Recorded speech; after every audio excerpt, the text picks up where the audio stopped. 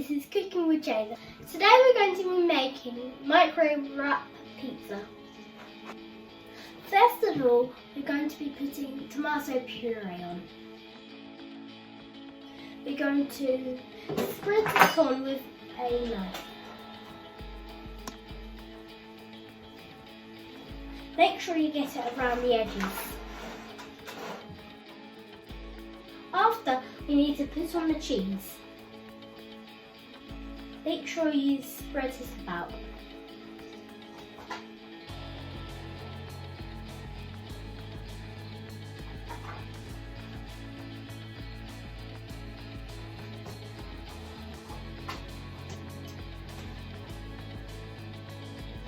Next, we need to put on the toppings. You can use any toppings, but today I'm going to use tomatoes.